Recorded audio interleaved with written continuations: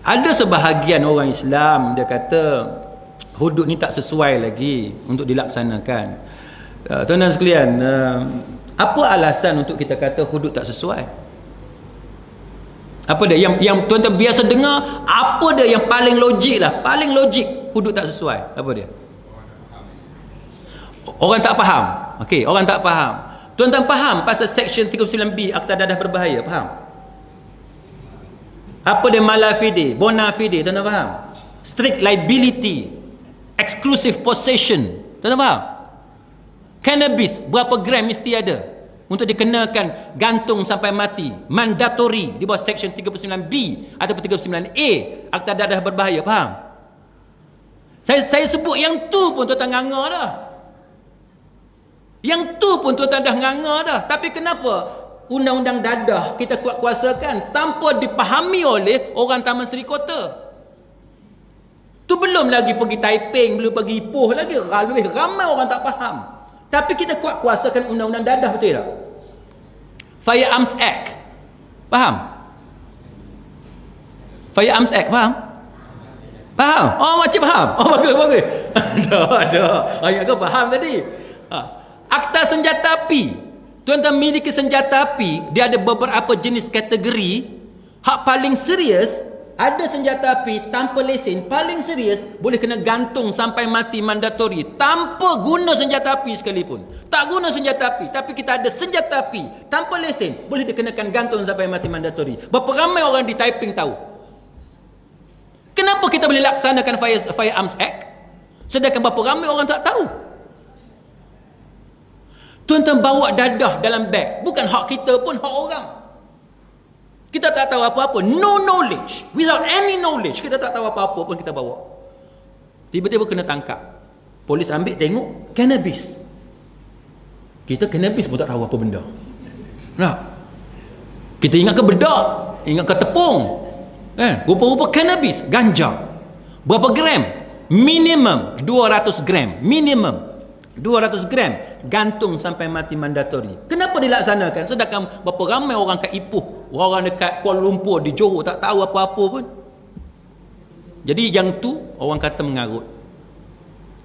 Faham ni, kena bagi faham dulu. Jawapan saya mengarut. Sebab berapa banyak orang tak tahu apa-apa pun. Undang-undang rogol. Tuan-tuan tahu rogol? Tuan-tuan pun tak tahu. Lawyer macam saya saja yang tahu. Siapa yang jadi lawyer yang biasa mengendalikan kes rogol, dia tahu. Lawyer yang duk buat sign SMP beli rumah tak tahu. Undang-undang rogol, orang kita tak tahu. Nak bukti rogol macam mana? Kau tahu? Nak bukti rogol macam mana? Orang perempuan dekat Taman Seri Kota tak tahu. Tapi kenapa undang-undang rogol dilaksanakan dalam negara kita? Nak bukti rogol antaranya mesti ada penetration, kemasukan. Orang Arab kata dukhul, mesti ada dukhul, kemasukan, penetration. Nak bukti penetration, saya lawyer, sebagai lawyer saya akan tanya kepada pakar perbidanan dan sakit puan yang kita panggil ONG tu. ONG tu bukan oil and gas.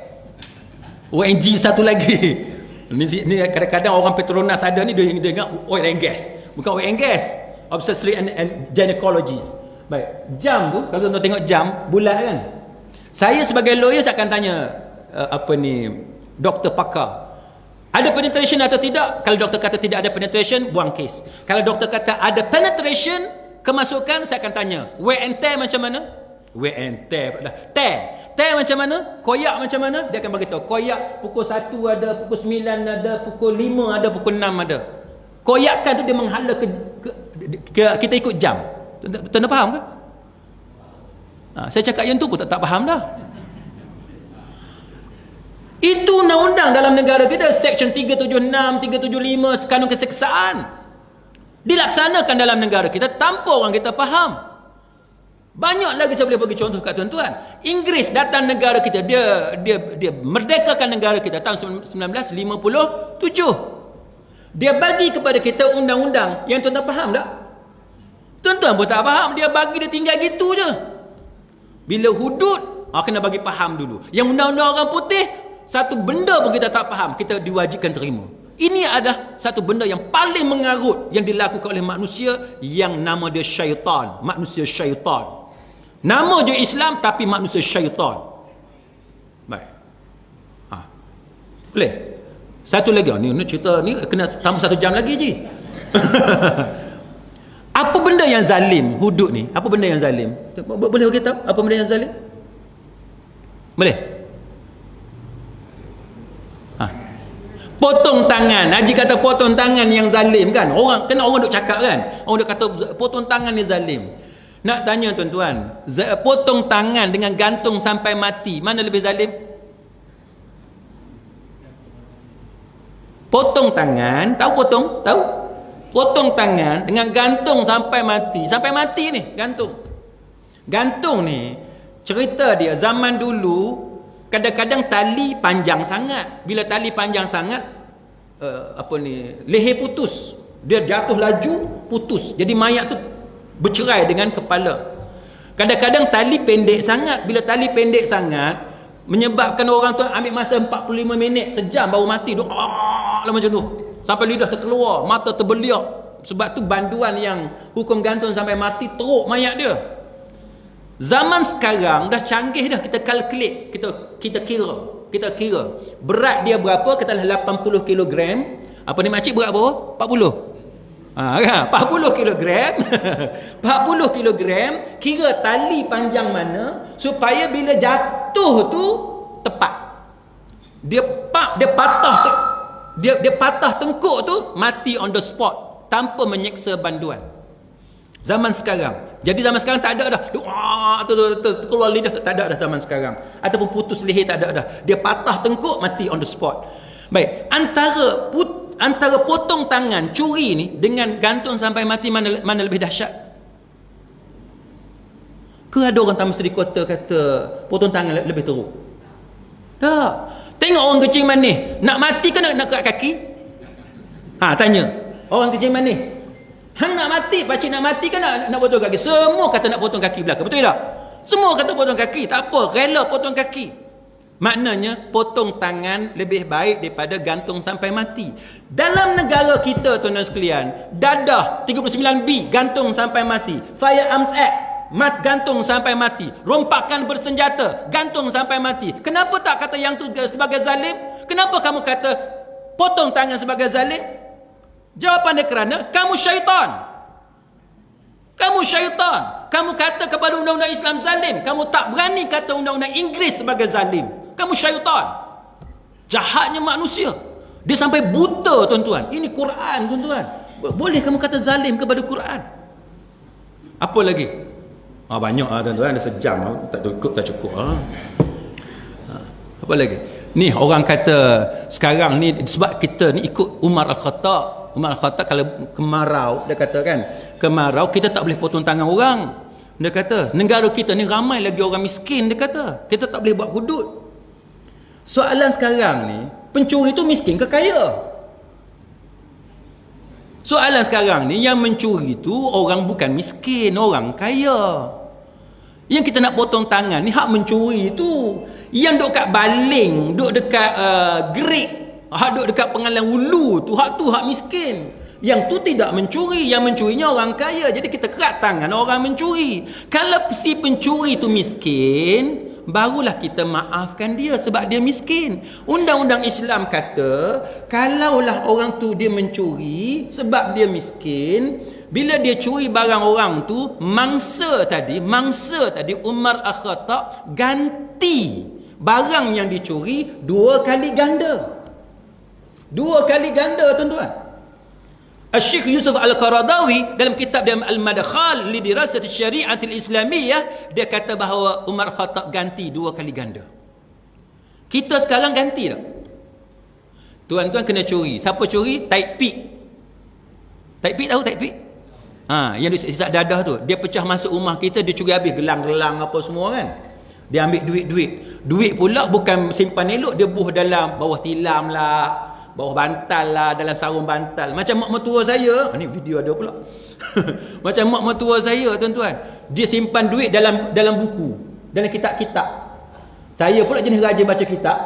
Sampai rumah mak mertua tak ada kerja, buka kitab, belak-belak jumpa duit RM50. Oh, rezeki from Allah.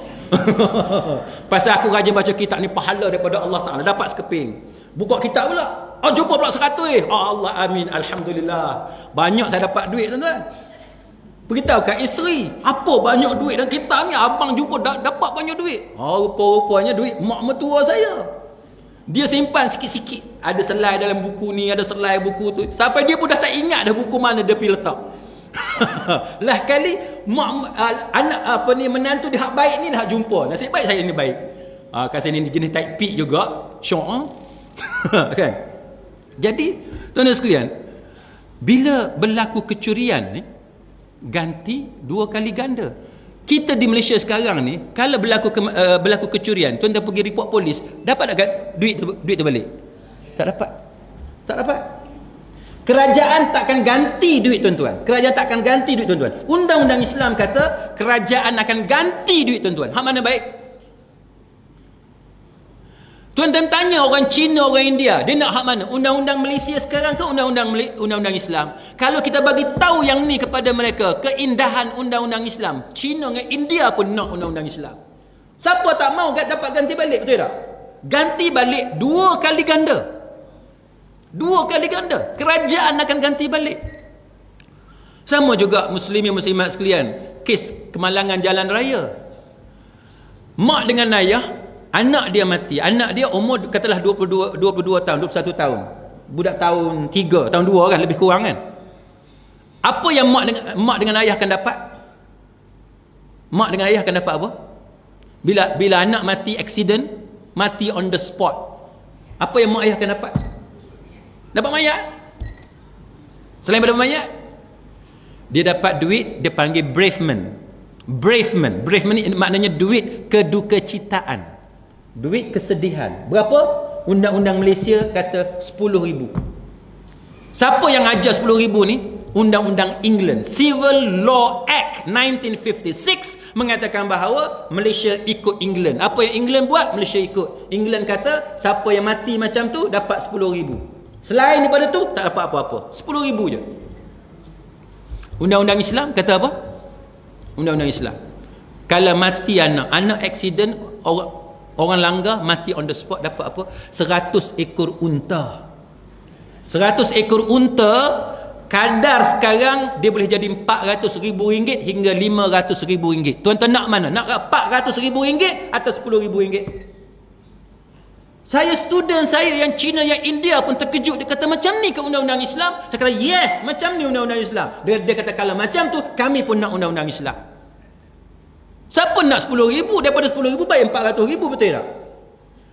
Kes mak ayah mati on the spot, tinggal anak 4 orang. Apa yang anak 4 orang akan dapat? Anak 4 orang akan dapat apa? Tuan-tuan baca dalam surat khabar tu, yang mak dengan ayah kerja kilang, naik motor, tiba-tiba lori geser dia jatuh bawah lori, kena gilis kan. Na'udzubillah. Dalam surat khabar, mati on the spot, mak dengan ayah sekali, tinggal anak 4 orang kecil-kecil. Anak 4 orang akan dapat apa, tuan-tuan? Anak 4 orang ni bereavement pun tak dapat. Duit kedukecitaan pun tak dapat. Tak layak untuk bersedih. Ikut undang-undang England yang Malaysia ikut. Mereka hanya layak dapat apa? Mereka hanya layak dapat duit pengkebumian sahaja. Duit kebumi kat Taiping berapa sekarang kos? 1,000 lebih. 1,000 lebih. Dekat mahkamah, biasa mahkamah bagi 2,500 hingga 5,000 ringgit untuk kos pengkebumian. Adil tak, tuan-tuan? Duit untuk duka cita pun tak dapat. Siapa yang komen ni, tuan-tuan? Lawyer India beragama Kristian. Dia tulis dalam website Bar Council, Majlis Peguam. Dia tak puas hati kenapa Malaysia nak ikut England dalam perkara macam ni. Sedangkan undang-undang Islam kata kalau kematian macam tu, dia akan dapat 400 hingga 500,000 ringgit. Tuan-tuan, antara 2,000 ringgit dengan 400,000 ringgit, tuan-tuan agak Hindu yang ada potu dengan nanda kat sini, dia nak mana? Dia nak mana? Bila saya cakap macam ni dalam satu lecture, tuan-tuan sekalian, student saya yang Hindu ada 5 orang ke 6 orang, datang habis lecture dia jumpa saya, dia kata, "Sir, why don't you spend 5 minutes every time we have our lecture to speak about hudud?" Dia kata. Hindu pun nak tahu tentang hudud bila dia tahu bahawa itu sebenarnya hudud. Tapi orang kita dia telah menjadi syaitan dengan cerita hudud ni nampak jahat, nampak buruk, nampak kejam, nampak zalim, nampak sadis, nampak barbarik, nampak tidak bertamadun, nampak outdated.